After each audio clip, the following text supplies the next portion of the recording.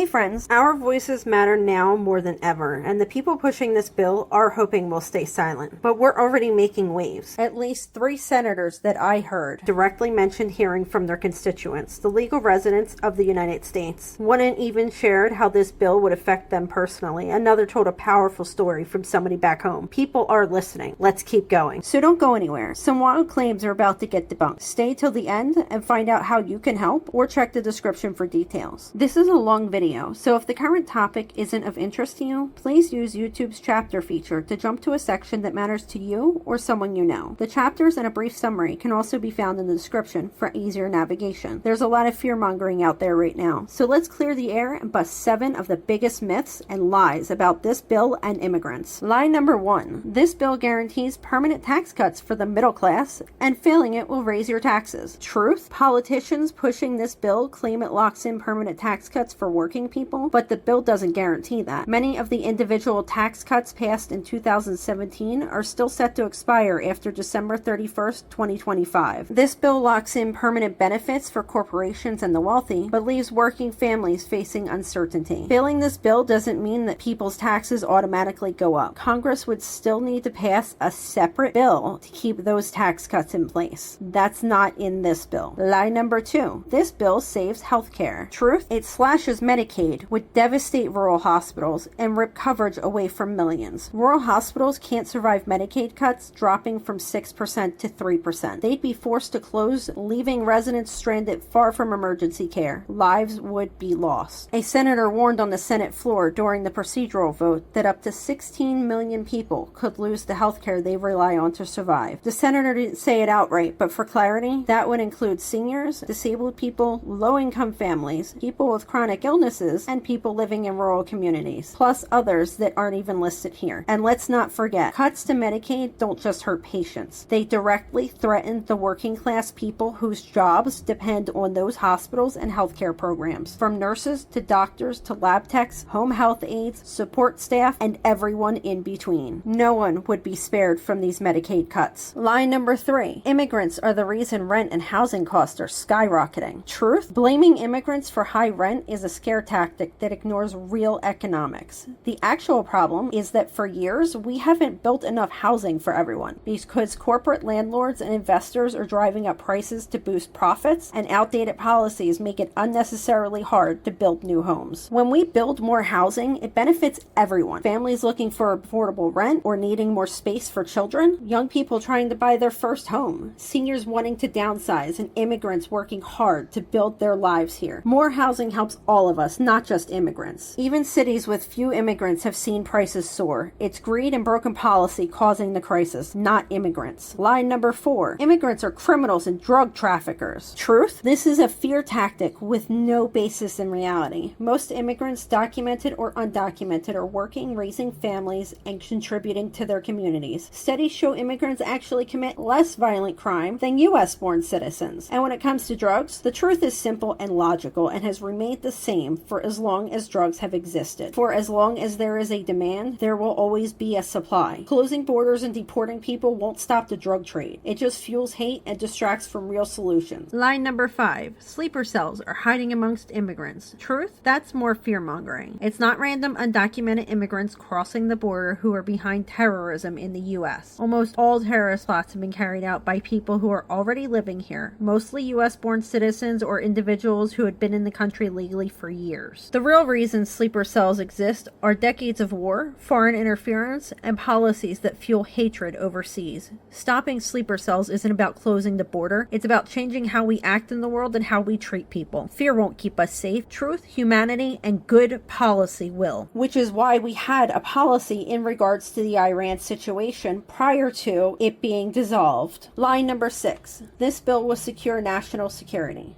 Truth? National security is the sales pitch, but the bill is loaded with hidden dangers. It includes provisions to fund artificial intelligence systems for surveillance and threat detection with almost no rules limiting how they can be used inside the United States. Some programs would run for 10 years, locking in AI tools that could be used to watch and track ordinary people. not just criminals or foreign threats.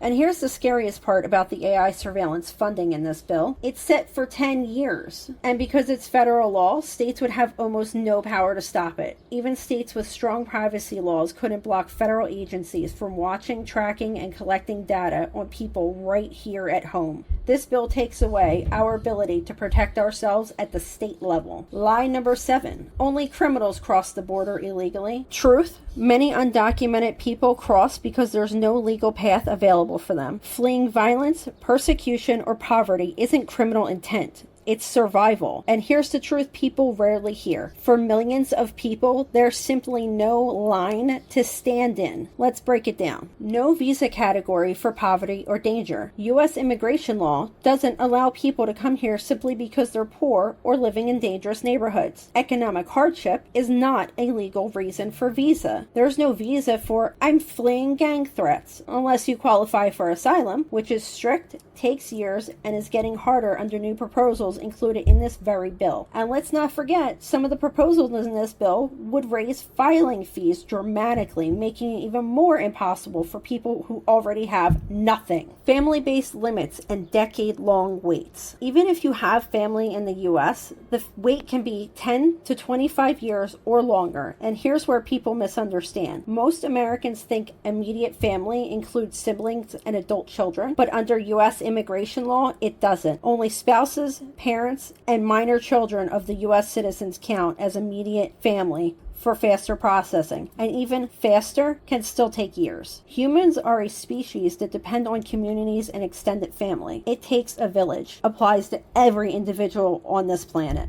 Telling people to wait decades to reunite with siblings or grown children tears families and communities apart. Employment visas are nearly impossible for low-wage workers. U.S. work visas generally require a job offer first, proof that no American wants the job, high fees, and complicated paperwork. Low-wage jobs such as farming, agriculture, hospitality, and construction have almost no visas available. There's no come work hard visa for ordinary laborers. And even for those who manage to get a visa, it's incredibly fragile. If something happens to the employer, like closing, going bankrupt, or deciding not to sponsor anymore, the worker can lose legal status overnight.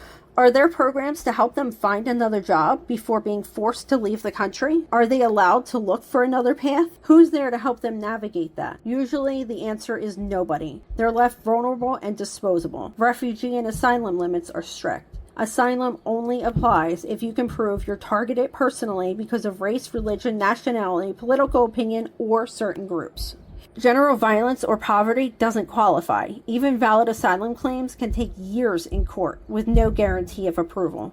Diversity lottery is a long shot. The diversity lottery allows 50,000 people per year from certain countries, but you must have a high school diploma or qualifying work experience. It's a random draw with extremely low odds. And let's be real, many eligible countries are deeply poverty-stricken or face severe humanitarian crises. Even if someone qualifies, they often lack the resources, education, or connections to navigate the system. It's not just governments refusing to vouch for people. Individual people, like potential employers, may be too afraid, or just as hostile and discriminatory as the government. People facing persecution or poverty often can't find anyone willing to sponsor or help them. Temporary visas don't lead to permanent residency. Tourist visas, student visas, or short-term work visas do not lead to permanent status. Once your visa expires, you're required to leave, even if you've built a life here. There's no path forward from there. You're bounced back to your country and forced to start over, often spending years and thousands of dollars again. For many people, it becomes an endless cycle of leaving, reapplying, or living in fear in the shadows. And let's be honest, the whole time they're being forced to leave and start over, they could have been here, helping build our economy, filling jobs, and keeping industries running. Pushing them away doesn't just hurt them, it hurts us all. It's not just unfair, it's economically foolish, and we're turning people away willing to work hard and help our country thrive, while leaving critical jobs unfilled and communities struggling.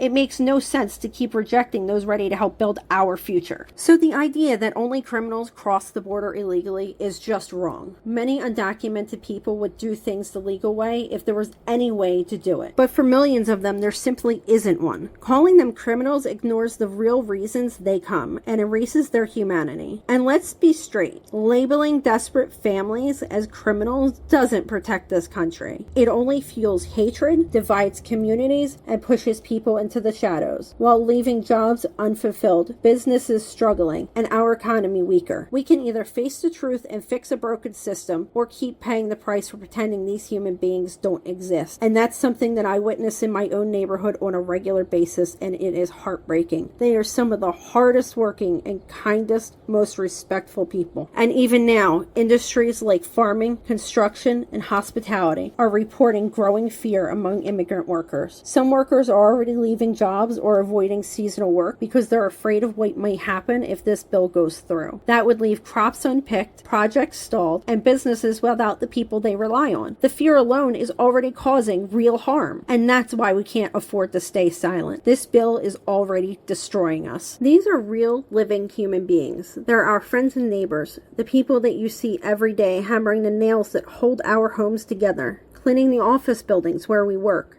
picking fruit in the fields so that we have food to eat, serving our food in restaurants, making our properties beautiful, running our corner stores, and looking after our kids and elders.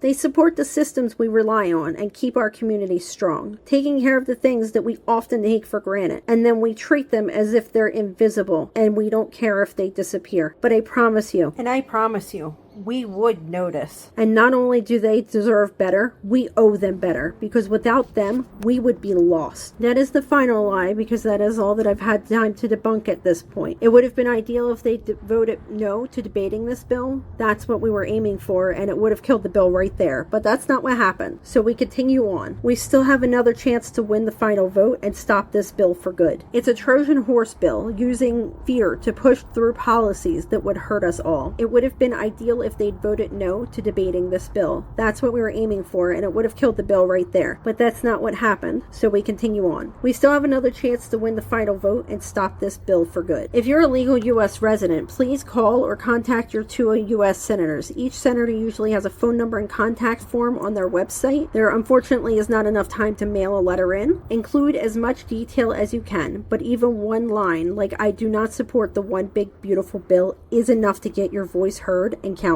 If you're outside the U.S. and you know any legal resident inside the U.S. that you can reach out to, now's the time to ask them to contact their U.S. senators too. We're all in this together. If you're undocumented, please don't do anything that would risk your safety. The rest of us will speak up for you. We're not done fighting. Every voice matters, and they are still listening. Every call or message is recorded and logged.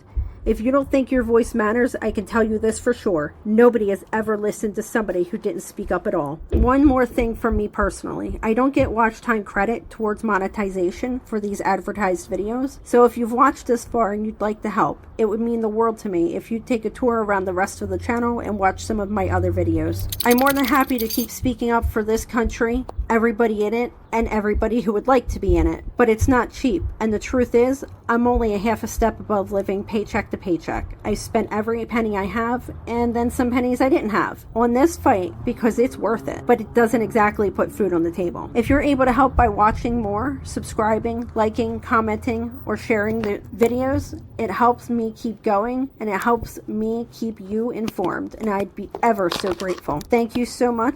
Thank you for being here, and thank you for existing.